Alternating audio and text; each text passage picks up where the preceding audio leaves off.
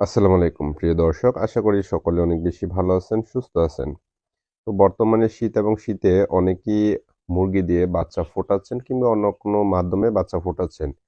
কিন্তু একটা সমস্যা সবাই মনে করতেছেন যে শীতে বাচ্চা ফোটালে সেটা টিকে না অথবা থাকে না বা বাঁচানো যায় না। এটা সম্পূর্ণটাই হচ্ছে ভুল একটা প্রক্রিয়া। আপনি যদি বাচ্চাগুলোকে পালন করতে পারেন সঠিক পদ্ধতিতে, তাহলে অবশ্যই শীত কিংবা গরম ২ সিজনই আপনি খুব ভালো এবং সুন্দরভাবে মুরগিগুলো পালন করতে পারেন।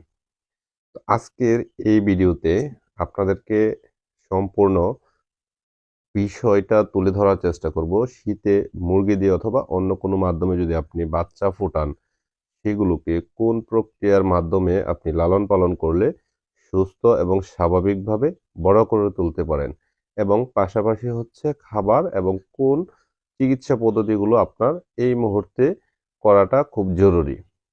তো ভিডিওটি ভালো লাগলে অবশ্যই শেয়ার করবেন, এবং এরকম ভিডিও পেতে আমাদের পেজ এবং ইউটিউব চ্যানেলের সাথে অবশ্যই যুক্ত থাকবেন।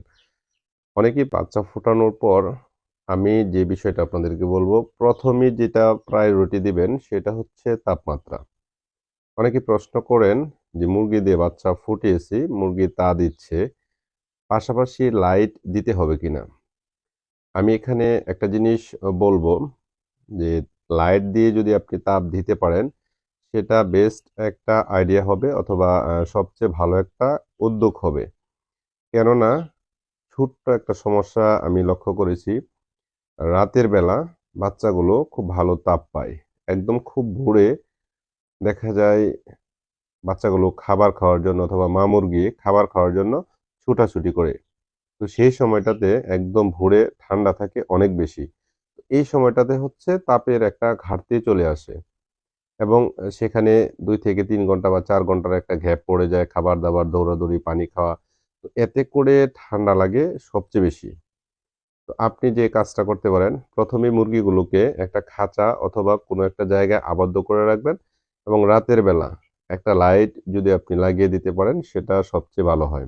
মানে তাপমাত্রাটা আপনাকে অবশ্যই সঠিকভাবে রাখতে হবে।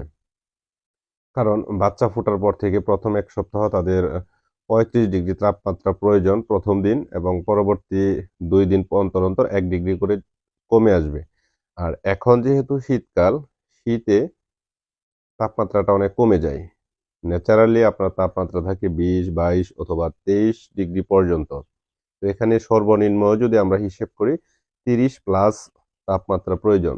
সেটা আপনাকে লাইটের মাধ্যমে পরিপূর্ণ করে তুলতে হবে। তাহলে বাচ্চাগুলো ঠান্ডা লাগবে না বা আদার্স যে প্রবলেমগুলো হয় সেটা লাগবে না। পরবর্তীতে হচ্ছে এই শীতের সময় আমি বাচ্চাগুলোকে যে খাবারগুলো দেই, আমরা সচরাচর গরমের সময় সোনালি স্টার্টার ফিডটা এদেরকে ব্যবহার করি। তো এই শীতের সময় আমি ভয়লার স্টার্টার যেটা রয়েছে সেটা ব্যবহার করি। তো এটা ব্যবহার করার একটা কারণ রয়েছে। ভয়লার স্টার্টারে আপনার প্রচুর পরিমাণ প্রোটিন থাকে, এবং শীতের সময় মূলত আমি এই খাবারটা ব্যবহার করি। এতে পজিটিভ অনেক রেজাল্ট আমি পেয়েছি। তো আপনাদের হাতের কাছে থাকলে ব্যবহার করতে পারেন, অথবা না থাকলে আপনারা ন্যাচারালি অন্যান্য যে খাবারগুলো থাকে সেগুলো আপনারা ব্যবহার করতে পারেন। পরবর্তী যে বিষয়টা সেটা হলো চিকিৎসা করতে হবে। তা না হলে আপনি যত রকম সাপোর্ট এখানে দেন না কেন, সঠিক রেজাল্টটা আসে না। ১ম এ বাচ্চা ফোটার পর আমি এদেরকে ব্রুডিং পিরিয়ডে কিছু ঔষধ প্রয়োগ করে থাকি। এখন এই ব্রুডিং পিরিয়ড ঔষধ নিয়ে আসলে অনেক ধরনের একটা বিভ্রান্তি থাকে। অনেক ওষুধ রয়েছে এই ব্রুডিং পিরিয়ডের জন্য। অ্যামক্সাসিলিন এবং হচ্ছে অ্যান্ড্রোফ্লক্সাসিন, এই ২ টা দিয়েও ব্রুডিং করা যায়। আপনার নিওমাইসিন গ্রুপের যে ওষুধ রয়েছে সেটা দিয়েও ব্রুডিং কোর্স করানো যায়, অথবা আপনার নিওমাইসিন প্লাস ডক্সিসাইক্লিন দিয়েও ব্রুডিং কোর্স করানো যায়। এছাড়াও নরমালি র্যানামাইসিন দিয়েও ব্রুডিং করানো যায়। এরকম অসংখ্য ওষুধ ব্রুডিং পিরিয়ডের জন্য রয়েছে। তবে আপনাকে বুঝতে হবে আবহাওয়া এবং আপনার সময় এবং আপনার সুযোগ সবকিছুর উপর ডিপেন্ড করে আপনি কোনটা দিয়ে ব্রুডিং করবেন। আমি আমার এখানে আসলে একেক সময় একেক ওষুধ দ্বারা ব্রুডিং করে থাকি।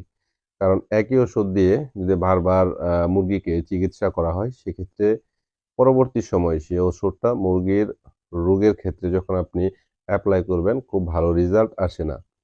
তো আমি কখনো দেখা যায় বাচ্চা ফোটার পর অ্যামক্সাসিলিন এবং অ্যান্ড্রোসিন ২ টা দিয়ে ব্রুডিং করতেছি এবং পরবর্তী বেচ যখন বের হয় সেক্ষেত্রে সিপ্রোফ্লক্সাসিন সাথে ডক্সিসাইক্লিন দিয়ে ব্রুডিং করতেছি এবং পরবর্তী যদি আরেকটা পেজ আমার বের হয় সেক্ষেত্রে নিউমাইসিন এবং ডক্সিসাইক্লিন দিয়েও ব্রুডিং কোর্স করতেছি।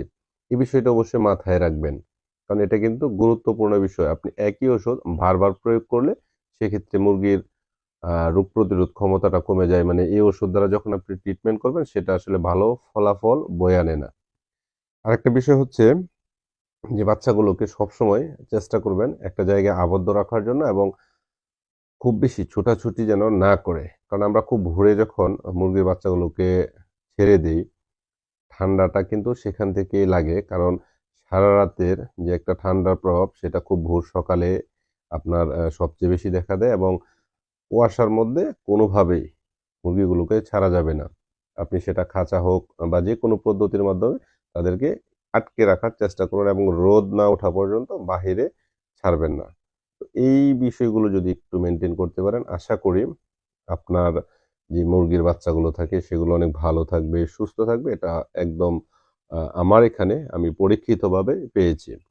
তো আজকের ভিডিওতে এ পর্যন্তই ছিল। ভালো থাকুন, সুস্থ থাকুন। আসসালামু আলাইকুম।